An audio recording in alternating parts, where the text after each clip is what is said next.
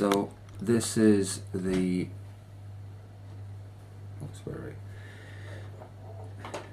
we've just had an attack in Westminster, which is in London, the capital city of the UK where we live.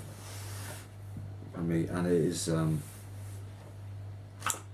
it seems to be some guy, can't say whether he's acting alone or not, the police so far, but we're at, what? This is just after midnight on Wednesday, which means technically we're into Thursday, but I've had to try and do some homework on this to just do an initial kind of early analysis of what's occurred. Now obviously the police and everybody are on this, but the thing I could look into is to just pull together the details of the vehicle. And the vehicle used from the publicly available databases, this isn't rocket science, it's just, I'm just doing the logical steps. The vehicle used registration number was EX66 RWO, that's O for Omega. So that's E for Echo, X-ray, 66, R for Rio, W for, I don't know, was W for white, O for Omega. And that vehicle is a Hyundai i40 SE nav busy, which means it's a navigation system business vehicle. It looks like a kind of, it's called a mini tourer or a miniature, it's kind of mini compact estate car.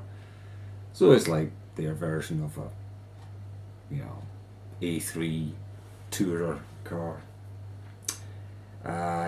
Looking at the Hyundai website, it's a 1.7 CRDI, 141 brake horsepower PS, diesel blue drive DCT automatics. That's a dual clutch transmission system. So it's one of these semi-automatics that drives like an automatic pretty much. Dual clutch, so it's the modern kind. It doesn't have such a wasteful automatic transmission. It's the only Hyundai i40 that's got 123 grams per kilometre emissions, and you know, going by the various websites I've managed to connect the dots as it were. So it's SE trim, it's got navigation system in it, it's got business, whatever that means, I don't know why they call it business, and it's reasonably powerful, and it weighs about 1500 kilograms without anybody in it. Now you're going to say, what does the weight matter? Well, just to recap, the guy has driven it into, there's the details there.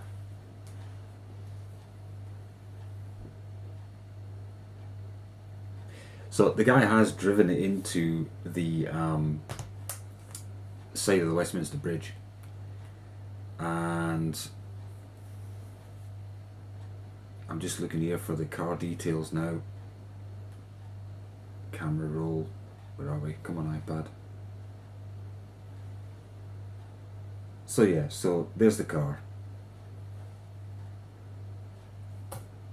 That's it. It says yesterday, but it's not yesterday. It's that's from the television coverage. And so he's crashed it into the gates, I think, was what he's trying to do, was he? Does seem to have tried to crash it into the gates. Now, this vehicle is quite a heavy vehicle, 1500 kilograms, but you can load it with another 500 kilograms, or 600 kilograms, sorry. So it's over 2 tons if you load it up properly. So if you were going to ram some gates, and you were going to do something pretty awful, like run people over, and you want to use a car, not a heavy truck or something, then this is definitely the kind of car that you would use. And you'd have a dark colour, because a sober colour is always less noticeable. That's something that we do. It's well known. So that's about it really. That's the exact kind of car it is, and that's the reg number.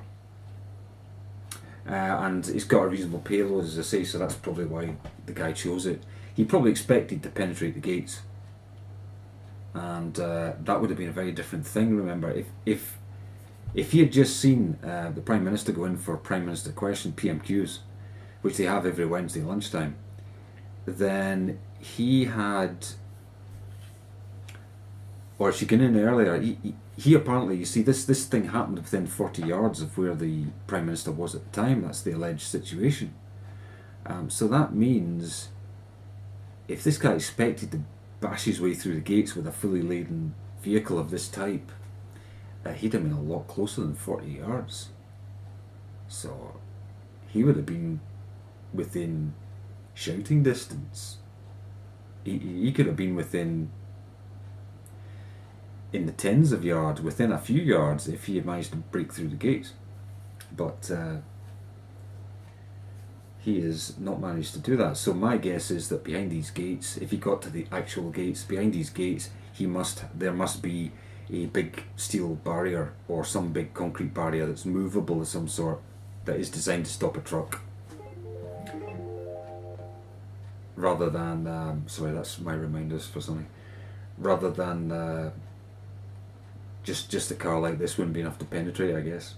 So it shows the security thing's done its job. And just to mention the policeman that died, and there are other people that died, but they haven't named them. The policeman that died was Keith Palmer, and he's done the thing that the Tunisian security people didn't do. Tunisian people were scared and hid. I'm sure that Keith Palmer was not feeling anything but surely a bit of fear, but nonetheless he did his job, and it's not feeling afraid that makes you a coward.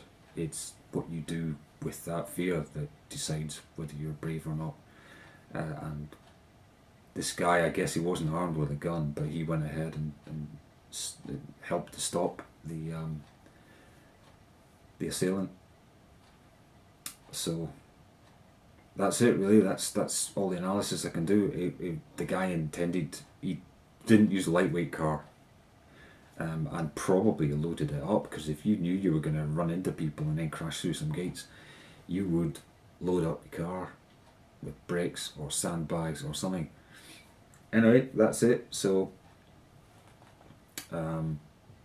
someone out there knows that reg number, and if the police haven't knocked on the door, they probably will be sitting outside waiting to knock on the door. So I suggest that anybody knows anything about it just gives details, because it could be anybody on that bridge. There are French students, there's a guy from Poland, you know. There'll be plenty of people of all sorts walking along around London at that time of day, especially at PMQs. Okay, that's all I got. Thanks very much.